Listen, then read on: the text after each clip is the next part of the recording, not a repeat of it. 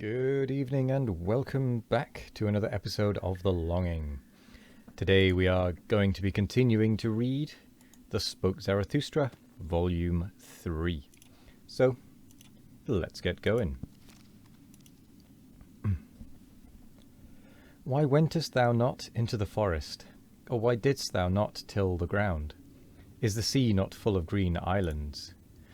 I despised thy contempt, and when thou warnedst me, why didst thou not warn thyself? Out of love alone shall my contempt and my warning bird take wing, but not out of the swamp.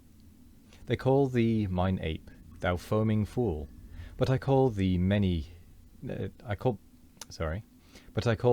grunting pig. By thy grunting thou spoilest even my praise of folly.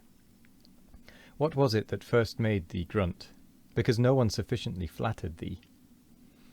Therefore didst thou seat thyself beside this filth, that thou mightest have cause for much grunting, that thou mightest have cause for much vengeance. For vengeance, thou vain fool, is all thy foaming. I have divined thee well. But thy fool's word injureth me, even when thou art right, and even if Zarathustra's word were 100 times justified, thou wouldst ever do wrong with my word. Thus spake Zarathustra. Then did he look on the great city and sighed, and was long silent. At last he spake thus. I loathe also this great city, and not only this fool. Here and there is nothing to better, nothing to worsen. Woe to this great city, and I would that I already saw the pillar of fire in which it will be consumed. For such pillars of fire must precede the great noontide, but this hath its time and its own fate. This precept, however, give I unto thee, in parting, thou fool.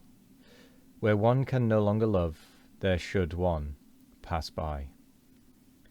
Thus spake Zarathustra, and passed by the fool and the great city. 52. The Apostates. 1. Ah, lieth everything already withered and grey, which but lately stood green and many-hued on this meadow. And how much honey of hope did I carry hence into my beehives! Those young hearts have already all become old, and not old even, only weary, ordinary, comfortable. They declare it, we have again become pious. Of late did I see them run forth at early morn with valorous steps, but the feet of their knowledge became weary, and now do they malign even their morning valour. Verily, many of them once lifted their legs like the dancer. To them winked the laughter of my wisdom. Then did they bethink themselves. Just now have I seen them bent down, to creep to the cross.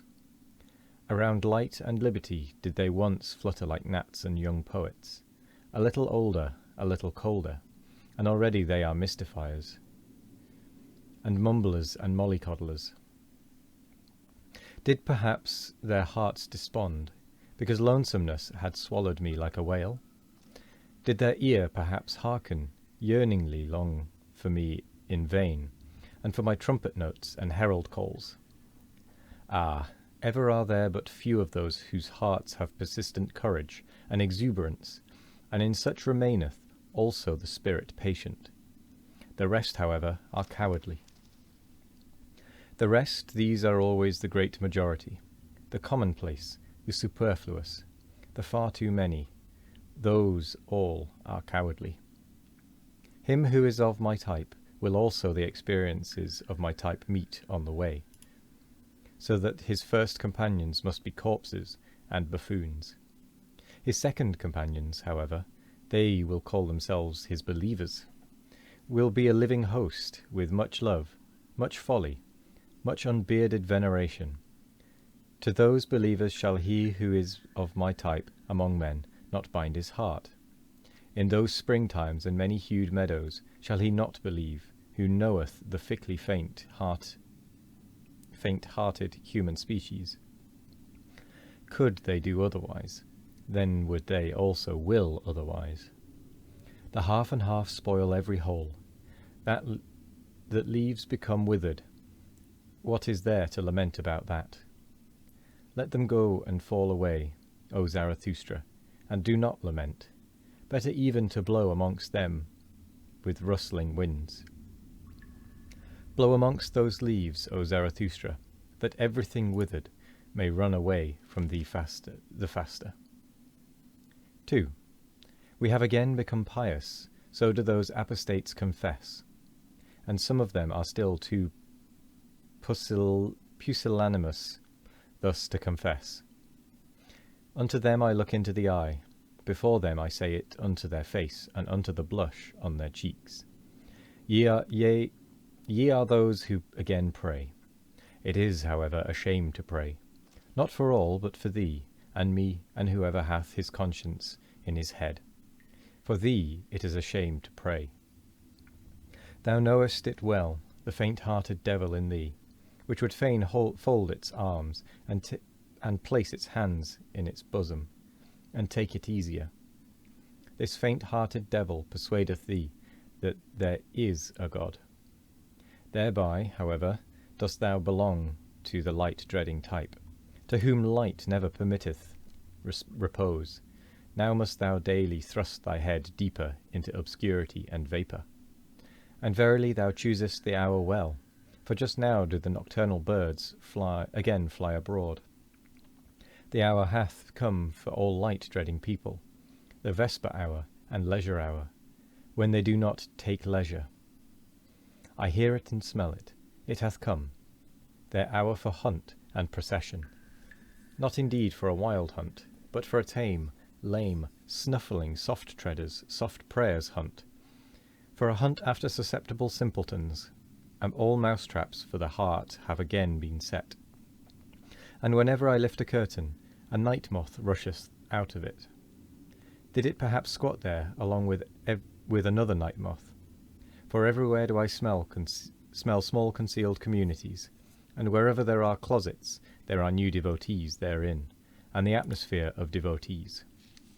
They sit for long evenings beside one another, and say, Let us again become like little children, and say, Good God, ruined in mouths and stomachs by the pious confectioners.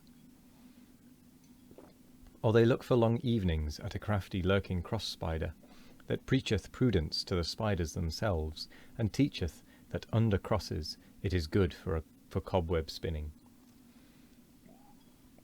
Or they sit all day at swamps with angle-rods, and on that account think themselves profound. But whoever fisheth where there are no fish, I do not even call him superficial.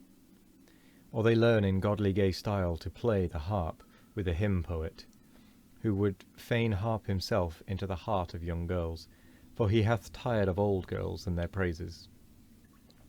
Or they learn to shudder with a learned semi-madcap, who waiteth in darkened rooms for spirits to come to him, and the spirit runneth away entirely.